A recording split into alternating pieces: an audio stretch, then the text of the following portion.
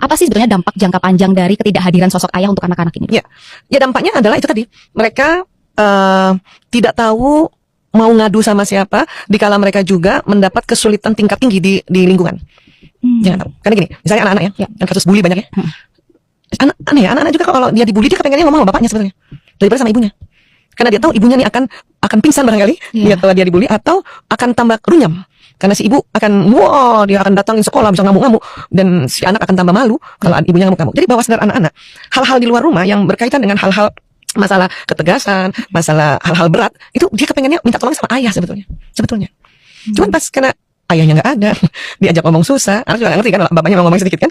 Terus dia lihat juga sebetulnya ayah saya yang tahu nih bagaimana bantu saya, tapi dia nggak ada, itu dia kebingungan, nelongso sendiri, hero-nya nggak ada.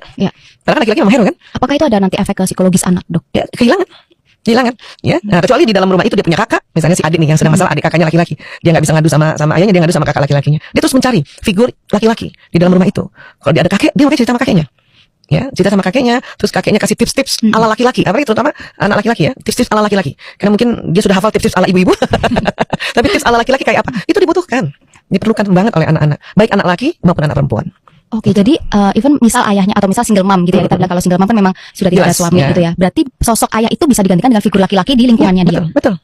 Nggak perlu juga ya, mungkin kalau single mom kemudian ada ayahnya gitu ya, ada juga pamannya gitu ya, itu boleh kita rujuk ke mereka untuk bicara, untuk coba kamu cari tahu ya, walaupun kita juga mungkin sudah atur strategi, kita ngomong dulu sama ayah kita atau ngomong dulu sama adik kita kan, pamannya dia kan adik kita kan. Saya coba gitu. Jadi kalau anak laki-laki saya misalnya dia ada hal yang sangat penting dan ayahnya masih di luar kota, saya titip sama adik saya, tolong nanti kamu temenin anak saya Mas Lanang ya, untuk dia mau cerita tentang calon istrinya. Oke gitu.